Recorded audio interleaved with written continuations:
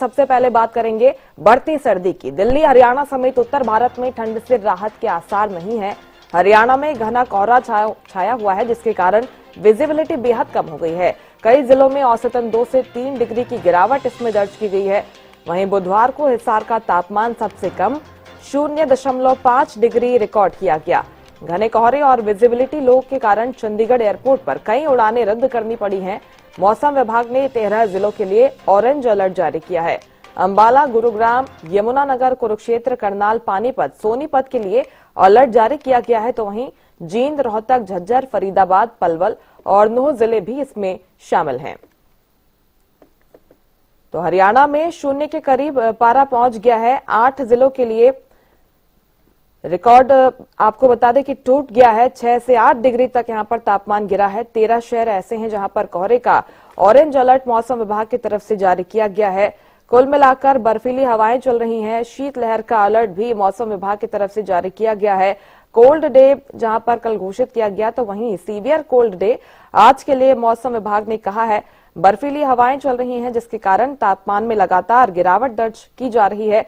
हिसार का तापमान सबसे कम 0.5 डिग्री रिकॉर्ड किया गया और 10 सालों में ये 5वीं बार ऐसा हुआ है जब न्यूनतम तापमान हिसार में 0.5 डिग्री से नीचे पहुंच गया है। हरियाणा में लगातार ठंड बढ़ती जा रही है। कोहरे और शीतलहर का डबल अटैक यहां के लोग झेल रहे हैं। पूरे दिल्ली एनसीआर में ठंड से राहत के आसार नहीं है। आज की बात करें, विजिबिलिटी आज बेहद कम हो गई है। घना कोहरा छाया हुआ है और धुंध के कारण लोग बेहद परेशान होते हुए नजर आ रहे हैं। इसका सीधा असर यातायात पर भी पड़ रहा है। चंडीगढ़ एयरपोर्ट पर कल बीती रात कई फ्लाइट्स रद्द करनी पड़ी और ये जानकारी है कि 22 फ्लाइट्स रात 10 बजे तक रद्द करनी पड़ी और ट्रेनों के रूट्स पर भी इसका असर पड़ा है। कई ट्रेनें भी रद्द की गई हैं। इसके साथ ही जो अपने वाहन से लोग आते जाते हैं, उन्हें भी आने जाने में काफी परेशानी हो रही है। कोहरे और शीतलहर का डबल अटैक हरियाणा और पूरे दिल्ली एनसीआर के लोग झेल रहे हैं। अपराजिता श्री जुड़ गई हैं मेरे साथ। अपराजिता, बताइए कि क्या कुछ हालात फिलहाल बने हुए हैं, क्योंकि लगातार जिस तरह से हम देख रहे हैं कि अलर्ट भी मौसम विभाग जारी कर रहा है। आज तो बेहद कम रही है विजिबिलिटी।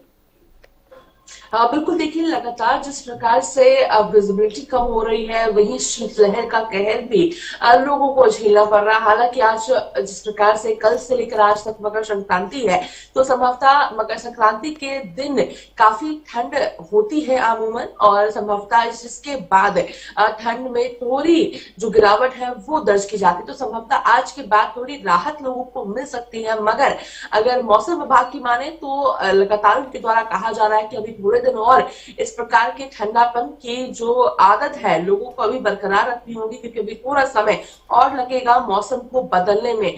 आज की अगर खास तौर पे हम बात करते हैं तो काफी ज्यादा धुंध देखी गई है। वाहन चालकों को काफी परेशानियों का सामना करना पड़ रहा है। हालांकि देखिए सुबह 8 बज रहे हैं, मगर उसके बावजूद भी काफी अंधकार है। यानी जिस प्रकार से धूप की अगर बात करें तो इस समय तक जो सनराइज है वो हो जाता है, यानी धूप नजर आ रही होती है, मगर धुंध की वजह से जो धूप जो सूर्य है वो नजर नहीं आ रही है। इतनी ज्यादा ठंड है। शीतलहर तो है ही, इसके साथ साथ कुहासा भी हो रहा है। सुबह और शाम की सबसे ज्यादा ठंड हो रही है। दोपहर में धूप निकलती जरूर है, मगर जो गर्माहट है वो नहीं होती है, जिस वजह से धूप में बैठने का लोग आनंद नहीं उठा पाते हैं।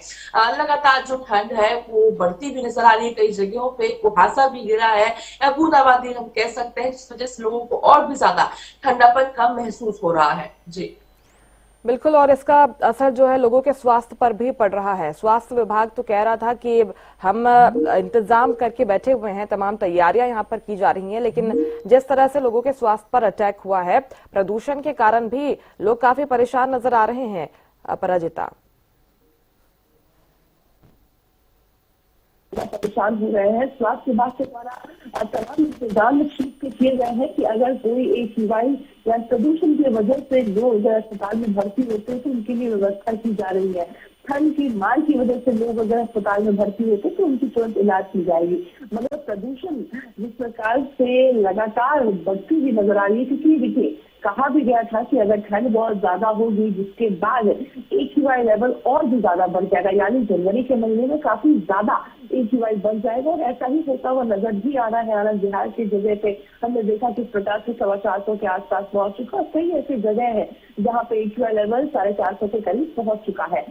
वही स्वास्थ्य विभाग के द्वारा हर इंतजाम किए गए हैं, मगर हम लोगों को जरूरत है कि एहतियातन बरतें ताकि उन्हें अस्पताल जाने की जरूरत ही ना पड़े। जैसे सुबह और शाम को सबसे ज्यादा ठंड भी होती है, प्रदूषण भी होता है, जिस वजह से लोगों के लिए जरूरी है कि या तो मास्क लगाकर घर से बाहर निकले या अवॉइड करें इन समय पर घर से बाहर निकलना। जी बिल्कुल। और आगे की अगर बात करें तो आगे के लिए मौसम विभाग ने क्या कुछ कहा है, क्योंकि जिस तरह से अभी जो हालात बने हुए हैं इसमें तो विजिबिलिटी 0 हो गई है, धुंध के कारण भी काफी परेशानी हो रही है लोगों को। आगे किस तरह का मौसम रहेगा? देखिए, मकर संक्रांति के बाद जो मौसम है उसमें थोड़ी सी सुधार जरूर हो जाती है। अब देखने वाली बात होगी कि मौसम विभाग के द्वारा तो लगातार कहा जा रहा है कभी थोड़ा समय लगेगा मौसम ठीक होने में, आसमान को साफ होने में, शीतलहर को थोड़ा कम होने में, क्योंकि कई जगह ऐसी है दिल्ली के आसपास में जो हिमाचल से भी ज्यादा ठंड हो चुकी है वहां पर। तो संभवतः अभी थोड़ा लोगों को इंतजार करना होगा। ये जनवरी का महीना शीतलहर, ठंडापन और लो विजिबिलिटी के साथ गुजरती हुई नजर आने वाली है। फरवरी के बाद जो मौसम है उसमें सुधार दर्ज किया जाएगा। हालांकि देखिए, मौसम ऐसी चीज हो जाती है जो कभी भी पलट जाती है, तो हो सकता है कि जिसके 1-2 दिन के बाद पूरी तरीके से आसमान साफ हो जाए, कड़ाके की धूप निकल जाए, मगर मौसम विभाग के द्वारा कहा जा रहा है कि थोड़ा इंतजार करना होगा। जी बिल्कुल, निश्चित तौर पर थोड़े इंतजार के बाद मौसम विभाग की तरफ से कही जा रही है, यानी कि अभी सर्दी से राहत के आसार नहीं है। बहुत शुक्रिया आपका तमाम जानकारी के लिए।